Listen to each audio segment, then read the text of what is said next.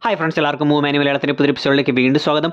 ടൊവിനോ നായകനായി വന്നിട്ടുള്ള ARM അജയന്റെ രണ്ടാം മോഷണം എന്ന ചിത്രം തിയേറ്ററുകളിൽ വമ്പൻ വിജയം നേടി മുന്നേറിക്കൊണ്ടിരിക്കുകയാണ്. ആ ചിത്രത്തിൽ ഇൻഡയറക്റ്റായി പറഞ്ഞു വെച്ചിരിക്കുന്ന ചില കാര്യങ്ങളെക്കുറിച്ചുള്ള എക്സ്പ്ലനേഷൻസ് ആണ് ഈ വീഡിയോയിലൂടെ ഞാൻ നിങ്ങളുമായി ഷെയർ ചെയ്യാനായി പോകുന്നത്. ചിത്രം ഇപ്പോൾ തിയേറ്ററുകളിൽ ഓടിക്കൊണ്ടിരിക്കുന്നത് കൊണ്ട് തന്നെ ഇനി പറയാൻ പോകുന്ന എല്ലാ കാര്യങ്ങളും ഇവിടെ മുതൽ തന്നെ സ്പോയിലർ ആകാൻ ചാൻസ് ഉള്ളതാണ്. അതുകൊണ്ട് തന്നെ ചിത്രം കണ്ടിട്ടുള്ളവർ മാത്രം വീഡിയോ കാണാൻ ശ്രമിക്കുക. സോ സ്പോയിലർ, നമുക്ക് നേരെ വീഡിയോയിലേക്ക് വരാം. പ്രധാനമായും ഈ വീഡിയോയിലൂടെ 3 കാര്യങ്ങളെക്കുറിച്ചാണ് വിശദീകരിക്കാനായി പോകുന്നത്. അതിലൊന്നാമത്തേത് ദൈവങ്ങളെക്കുറിച്ചും ജാതിയിലെ ഉയർച്ചയും താഴ്ചയെക്കുറിച്ചും ചിത്രത്തിൽ ഇൻഡയറക്റ്റായി പറയുന്ന അല്ലെങ്കിൽ ഒളിച്ചു വെച്ചുകൊണ്ട് പറയുന്ന കുറച്ച് കാര്യങ്ങൾ. രണ്ടാമത്തത് എന്തുകൊണ്ടാണ് മണിയനെ ചിത്രത്തിന്റെ അവസാനം ഒരു ദൈവമായി കാണിച്ചിരിക്കുന്നത്, അല്ലെങ്കിൽ മറ്റുള്ള കഥാപാത്രങ്ങളെ അപേക്ഷിച്ച് എന്തുകൊണ്ട് മണിയനെ തന്നെ സെലക്ട് ചെയ്തിരിക്കുന്നു. 3 സത്യത്തിൽ മണിയന് അവസാനം എന്താണ് സംഭവിച്ചത് എന്നുള്ള കാര്യങ്ങളെല്ലാമാണ് ഈ വീഡിയോയിലൂടെ നോക്കാനായി പോകുന്നത്. സോ സിനിമയിൽ നമുക്കറിയാം ഏറ്റവും ഇമ്പോർട്ടൻസ് ആയി വന്നിരിക്കുന്ന ഒരു കാര്യം ദൈവമാണ്. സിനിമയുടെ തുടക്കത്തിൽ മോഹൻലാലിന്റെ ശബ്ദത്തിൽ തന്നെ ഈ ദൈവത്തെക്കുറിച്ചെല്ലാം പറയുന്നുണ്ട്. താനാണ് ദൈവം, എല്ലാം കാണുന്നവൻ താനാണ് എന്നുള്ള കാര്യങ്ങളെല്ലാം പറഞ്ഞുകൊണ്ടാണ് ചിത്രം തുടങ്ങുന്നത്.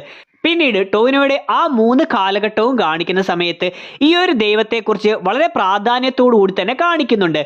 ആ ഒരു ദൈവിക ശക്തിയുള്ള അല്ലെങ്കിൽ മാജിക് പവറുള്ള ആ ഒരു കല്ല് ഭൂമിയിലേക്ക് വന്ന് വീണുവെന്നും രാജാവ് അതെടുത്ത് വിഗ്രഹമാക്കിയെന്നും കേളു അത് തന്റെ നാട്ടിലേക്ക് കൊണ്ടുവരാൻ ശ്രമിച്ചിരുന്നുവെന്നും പിന്നീട് വർഷങ്ങൾക്കിപ്പുറം മണിയൻ അതെടുത്ത് പുഴയിൽ ഒളിപ്പിച്ചുവെന്നും അതിനും വർഷങ്ങൾക്കിപ്പുറം അജയൻ അത് വീണ്ടെടുത്ത് തന്റെ നാട്ടിലേക്ക് തന്നെ കൊണ്ടുവന്നുവെന്നും കാണിക്കുന്നുണ്ട്. ഇതുകൂടാതെ കേളുവിന്റെ കഥ കാണിക്കുന്ന സമയത്ത് വസൂരി വരുമ്പോൾ ദേവി കൂടിയതാണ് എന്ന് പറയുന്നുണ്ട്.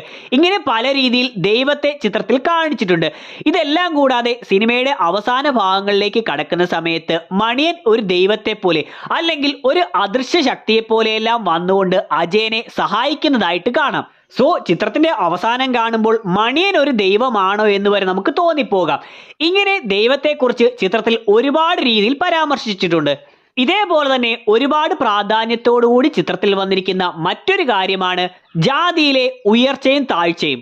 ഉയർന്ന ജാതിക്കാർക്ക് മാത്രമേ ക്ഷേത്രത്തിൽ പ്രവേശിക്കാൻ കഴിയുകയുള്ളൂവെന്നും താഴ്ന്ന ജാതിക്കാരെ അവർ വില കുറച്ച് കാണുന്നതായിട്ടും അവർക്ക് ക്ഷേത്രത്തിൽ പ്രവേശിക്കാൻ സാധിക്കില്ല എന്നുള്ള കാര്യങ്ങളെല്ലാം ചിത്രത്തിൽ എടുത്തു തന്നെ പറയുന്നുണ്ട്.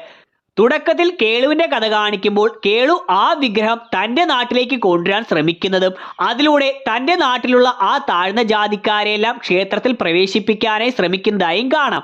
പിന്നീട് മണിയന്റെ കഥയിലേക്ക് വരുമ്പോൾ മണിയന്റെ ഭാര്യ മാണിക്യത്തിന് ക്ഷേത്രത്തിൽ പ്രവേശിക്കാൻ കഴിയാതെ വരുന്നതെല്ലാം കൊണ്ടാണ് മണിയൻ ആ ഒരു വിഗ്രഹം കട്ടെടുക്കാനായി ശ്രമിക്കുന്നത്. മണിയന്റെ കൊച്ചുമകൻ അജയന്റെ കഥയിലേക്ക് വരുമ്പോഴും അജയന്റെ അമ്മയെ ക്ഷേത്രത്തിൽ പ്രവേശിപ്പിക്കാനാണ് അജയൻ ശ്രമിക്കുന്നത്. കേളുവിന്റെ കഥയിൽ കേളു ഉയർന്ന ജാതിക്കാരനും ഭാര്യ അല്ലെങ്കിൽ കാമുകിയായിട്ട് വരുന്നവൾ താഴ്ന്ന ജാതിക്കാരിയുമായിരുന്നു. മണിയന്റെ കഥയിൽ രണ്ടുപേരും ഒരേ ജാതിക്കാർ തന്നെയാണ്. അജയന്റെ കഥയിൽ കേളുവിൽ നിന്നും ഓപ്പോസിറ്റായി അജയൻ താഴ്ന്ന ജാതിക്കാരനും കാമുകി ഉയർന്ന ജാതിക്കാരിയുമാണ്. ഇങ്ങനെ സവർണനും അവർണനും എന്ന രീതിയിൽ ജാതിയിലും നിറത്തിലുമുള്ള വ്യത്യാസം സിനിമയിലുടനീളം കാണിച്ചിട്ടുണ്ട്. ഇനി നമുക്ക് പ്രധാന പോയിന്റിലേക്ക് വരാം. ചിത്രത്തിൽ ടൊവിനോ കേളു എന്ന ഉയർന്ന ജാതിക്കാരനെ അവതരിപ്പിച്ചിരുന്നിട്ട് പോലും മണിയൻ എന്ന ഒരു താഴ്ന്ന ജാതിക്കാരനാണ് ഇങ്ങനെ ഒരു ദൈവത്തെ പോലെ അല്ലെങ്കിൽ ആ മാജിക് പവർ എല്ലാം കിട്ടുന്ന ഒരു കഥാപാത്രമായി വരുന്നത്. എന്തുകൊണ്ടാണ് ഈ ഒരു താഴ്ന്ന ജാതിക്കാരനിൽ തന്നെ ഈ ഒരു ദൈവം അനുഗ്രഹിച്ചിരിക്കുന്നതായി അല്ലെങ്കിൽ ദൈവത്തിന്റെ പവറുകൾ കിട്ടിയിരിക്കുന്നതായി കാണിച്ചിരിക്കുന്നതെന്നാണ് നോക്കാനായി പോകുന്നത്. ഇത് 2-3 ഉദാഹരണങ്ങളിലൂടെ വിശദീകരിക്കാം. ഒന്ന്, ചിത്രത്തിൽ വരുന്ന വിഗ്രഹങ്ങൾ. ചിത്രത്തിൽ 2 വിഗ്രഹങ്ങളാണ് ഇങ്ങനെ കാണിച്ചിരിക്കുന്നത്. അതിലൊന്ന് കേളുവിന് മഹാരാജാവ് സമ്മാനമായി കൊടുത്ത വിഗ്രഹം. ആ വിഗ്രഹം കാണാൻ മനോഹരമാണ്, സ്വർണം പോലെ തിളങ്ങുന്ന വിഗ്രഹമാണ്. കുറെ വർഷങ്ങളോളം ഈ മനോഹരമായിട്ടുള്ള വിഗ്രഹത്തെയാണ് ജനങ്ങൾ ആരാധിച്ചിരുന്നത്. എന്നിരുന്നാലും ഈ വിഗ്രഹത്തിനകത്ത് സ്വർണമോ അത്ര വിലയുള്ള കാര്യങ്ങളൊന്നുമല്ല, പകരം വെറും ചെമ്പാണ് എന്നാണ് ജഗദീഷിന്റെ കഥാപാത്രം പറയുന്നത്. അതായത് കാണാൻ വളരെ മനോഹരമാണ്, വളരെ വിലപിടിപ്പുണ്ടെന്നെല്ലാം തോന്നും, ആ ഒരു മാജിക് കല്ല് ഉണ്ടെന്നെല്ലാം തോന്നും, എന്നിരുന്നാലും അതിനുള്ളിൽ യാതൊന്നുമില്ല എന്നാണ് കാണിക്കുന്നത്. ഇനി രണ്ടാമത്തെ വിഗ്രഹത്തിലേക്ക് വന്നാൽ, യഥാർത്ഥ ആ മാജിക് പവറുള്ള കല്ലുകൊണ്ടുണ്ടാക്കിയിരിക്കുന്ന ആ വിഗ്രഹത്തിലേക്ക് വന്നാൽ അത് കാണാൻ അത്ര മനോഹരമൊന്നുമല്ല, കറുത്തിരുണ്ടാണ് ഇരിക്കുന്നത്. പെട്ടെന്ന് അതിനത്ര പവർ ഉണ്ടെന്ന് തോന്നുകയുമില്ല. എന്നാൽ അതിനുള്ളിൽ ആ ഒരു മാജിക് കല്ലുകൾ ഇരിക്കുന്നത് കൊണ്ട് തന്നെ അതിനകത്താണ് യഥാർത്ഥ ശക്തി ഇരിക്കുന്നത്. സോ നമുക്കറിയാം ആ വിഗ്രഹത്തിന്റെ ഈ കറുപ്പെന്ന് ഇവിടെ ഉദ്ദേശിച്ചിരിക്കുന്നത് താഴ്ന്ന ജാതിക്കാരെയാണ്. മഹാരാജാവിന്റെ പേടിയാണ് ഈ കറുപ്പെന്ന് മണിയൻ പറയുന്നത് പോലും ഈ താഴ്ന്ന ജാതിക്കാരുടെ ഒരു റെഫറൻസ് ആയിട്ടാണ്.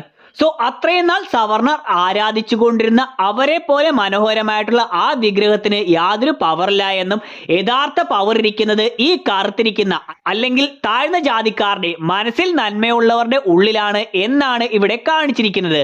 കൂടാതെ ഈ ഒരു മാജിക് കല്ല് കിട്ടുന്നത് അതിന്റെ യഥാർത്ഥ അവകാശികൾ ആ ഒരു താഴ്ന്ന ജാതിക്കാർ തന്നെയായിരുന്നുവെന്നും മഹാരാജാവ് ഇവരിൽ നിന്നും അത് തട്ടിയെടുത്തുകൊണ്ട് പോയതാണെന്നും ചിത്രത്തിന്റെ തുടക്കത്തിൽ കാണിച്ചിട്ടുണ്ട്. ഇനി രണ്ടാമത്തെ പോയിന്റ് ആ ഒരു ഉൽക്ക. ഇങ്ങനെ ഒരു ഉൽക്കയിലൂടെയാണ് ആ മാജിക് പവറുള്ള കല്ലുകൾ ഭൂമിയിലേക്ക് വരുന്നതായി കാണിച്ചിരിക്കുന്നത്. ഈ മാജിക് പവറുള്ള കല്ല് വളരെ മനോഹരമാണെങ്കിലും അത് കൊണ്ടുവന്നിരിക്കുന്ന ഉൽക്ക എന്ന് പറയുന്നത് കാണാൻ അത്ര മനോഹരമല്ല. അത് കറുത്തിരുണ്ടിരിക്കുകയും കുഴികളും ചതവുകളും എല്ലാമായി അധികം ഭംഗിയില്ലാത്ത രീതിയിലാണ് ആ ഉൽക്ക ഭൂമിയിലേക്ക് വരുന്നത്. എന്നാൽ അത്രയും ഭംഗിയില്ലാതിരിക്കുന്ന ഉൽക്കയുടെ അകത്താണ് യഥാർത്ഥത്തിൽ ആ പവറുള്ള കല്ലിരിക്കുന്നതായി കാണിക്കുന്നത്. സോ ഇതും പുറത്ത് ഒരുപാട് ഭംഗിയുള്ള, മനസ്സിൽ നന്മയില്ലെങ്കിലും പുറത്ത് ഒരുപാട് ഭംഗിയുള്ളതിൽ യാതൊരു കാര്യവുമില്ലെന്നും അത്രക്കാരുടെ ഉള്ളിലല്ല ദൈവം ഇരിക്കുന്നതെന്നും സവർണർക്ക് പുറമെ അധികം ഭംഗിയില്ല എന്ന് തോന്നുന്നുണ്ടെങ്കിലും ഉള്ളിൽ നന്മ ഒളിപ്പിച്ചു വെക്കുന്ന ആളുകളിലാണ് യഥാർത്ഥത്തിൽ മാജിക് പവറുകൾ അല്ലെങ്കിൽ ആ ഒരു ദൈവിക ശക്തി ഇരിക്കുന്നത്, ദൈവം കുടികൊള്ളുന്നത് എന്നെല്ലാമാണ് ഇതിലൂടെ ഈ കാര്യത്തിലൂടെ സിംബലൈസ് ചെയ്യുന്നത്. മൂന്നാമത്തെ പോയിന്റ്, ഈ ചിത്രത്തിൽ ഒരുപാട് നായികമാർ വന്നിട്ടുണ്ട്. അതിൽ ടൊവിനോയുടെ നായികാ കഥാപാത്രമായി, ടൊവിനോ സ്നേഹിക്കുന്ന കഥാപാത്രമായി 3 പേരാണ് വന്നിരിക്കുന്നത്. അതിൽ സുരഭിയുടെ കഥാപാത്രത്തിന് മാത്രം ഒരു പ്രത്യേകതയുണ്ട്. മറ്റുള്ള നായികമാരിൽ നിന്നും കുറച്ച് വ്യത്യസ്തമാണ് അവരുടെ പേർ. മാണിക്യം. ഈ മാണിക്യം എന്ന് പറയുന്നത് യഥാർത്ഥത്തിൽ വളരെ വിലപിടിപ്പുള്ള ഒരു കല്ലിന്റെ പേരാണ്. ഈ ചിത്രത്തിലെ ആ മാജിക് പവറുള്ള കല്ല് പോലെ തന്നെ. സോ മണിയന് കിട്ടിയിട്ടുള്ള വിലപിടിപ്പുള്ള കല്ലാണ് മാണിക്യമെങ്കിൽ അതേപോലെ മണിയന്റെ താഴ്ന്ന ജാതിക്കാർക്ക് കിട്ടുന്ന വിലപിടിപ്പുള്ള ആ കല്ലാണ് ആ പവർഫുൾ സ്റ്റോൺ ആയിട്ട് പറയുന്നത്. സോ ഇങ്ങനെ സിനിമയിൽ പല രീതിയിൽ വർഷങ്ങളായി ജനങ്ങൾ ആരാധിച്ചു വരുന്ന സ്വർണ്ണ നിറത്തിലുള്ള വളരെ മനോഹരമായിട്ടുള്ള വിഗ്രഹങ്ങളിലൊന്നുമല്ല ആരാലും ആരാധിക്കാതെ ഉപേക്ഷിച്ചിട്ടുള്ള സാധാ കല്ലുകളിൽ വരെ ദൈവം കുടികൊള്ളാം എന്നതുപോലെ ഉള്ളിൽ നന്മയൊന്നുമില്ലാതെ പുറമേ അതിമനോഹരമായിരിക്കുന്നതിനെക്കാട്ടിലും പുറമെ അത്ര മനോഹരമല്ലെന്ന് മറ്റുള്ളവർക്ക് തോന്നിയില്ലെങ്കിലും ഉള്ളിൽ നന്മയുള്ളതാണ് യഥാർത്ഥ ശക്തി, യഥാർത്ഥ മാജിക് പവർ എന്നെല്ലാമാണ് ചിത്രത്തിലൂടെ പറയാനായി ശ്രമിച്ചിരിക്കുന്നത്. ഇങ്ങനെ പല രീതിയിൽ ആ ഒരു കറുത്തിരുണ്ടിരിക്കുന്ന വിഗ്രഹത്തിലൂടെയും അധികം ഭംഗിയില്ലാതിരുന്നിട്ടും ആ മാജിക് പവറുകൾ തന്റെ ഉള്ളിൽ ഒളിപ്പിച്ചു വരുന്ന ഉൽക്കയിലൂടെയും എല്ലാം സംവിധായകൻ പറയാനായി ശ്രമിച്ചിരിക്കുന്നത്. സോ ഈ ഒരു കാരണം കൊണ്ട് തന്നെയാണ് മറ്റുള്ളവരിൽ നിന്നും വേറിട്ട് ചിന്തിക്കുന്ന താഴ്ന്ന ജാതിക്കാരായ മണിയനും മാണിക്യവും ഒത്തുചേർന്നപ്പോൾ അവിടെ ഒരു ദൈവിക ശക്തി ഉണ്ടായതുപോലെ കാണിച്ച് മണിയൻ ഒരു ദൈവമായി തന്നെ വരുന്നതായി ചിത്രത്തിൽ കാണിച്ചിരുന്നത്. കൂടാതെ മണിയൻ ആ വിഗ്രഹം ഒളിപ്പിച്ചു വെച്ചിരിക്കുന്ന അതേ ഭാഗത്തേക്ക് ചാടുന്നത് കൊണ്ട് ആ കല്ലിന്റെ പവർ കൊണ്ട് അജയന്റെ മുറിവുകൾ അവസാനം മാറിയതുപോലെ ആ കല്ലിന്റെ പവർ കൊണ്ട് മണിയനും ഭേദപ്പെടുകയും അതിലൂടെ തന്നെ മണിയനും മറ്റു പല പവറുകളും കിട്ടിയിട്ടുള്ളതാകാം. അതാകാം മണിയനെ പിന്നീട് ദൈവത്തെ പോലെ അദൃശ്യനായി കാണിക്കുന്നതും എന്നാൽ പലപ്പോഴും അജയന്റെ സഹായത്തിനായി വരുന്നതായും കാണിക്കുന്നത്. So that's it. ഇത്രയും കാര്യങ്ങളെല്ലാമാണ് ഈ ചിത്രത്തിൽ നിന്നും എനിക്ക് മനസ്സിലാക്കാൻ സാധിച്ചിട്ടുള്ളത്. ഞാൻ ഈ പറഞ്ഞ കാര്യത്തെക്കുറിച്ചുള്ള നിങ്ങളുടെ അഭിപ്രായങ്ങളും ഈ ചിത്രത്തെക്കുറിച്ചുള്ള നിങ്ങളുടെ അഭിപ്രായങ്ങളും തീർച്ചയായിട്ടും വീഡിയോ കമന്റ് സെക്ഷനിൽ ഉൾപ്പെടുത്തുക. വീഡിയോ ഇവിടെ അവസാനിക്കുകയാണ്. വീഡിയോ നിങ്ങൾക്ക് ഇഷ്ടമായിട്ടുണ്ടെങ്കിൽ ലൈക്ക് ചെയ്യാനും ഷെയർ ചെയ്യാനും സബ്സ്ക്രൈബ് ചെയ്യാനും ശ്രമിക്കുക. നമുക്ക് അടുത്തൊരു എപ്പിസോഡിലൂടെ കാണാം. അതുവരെ ബൈ.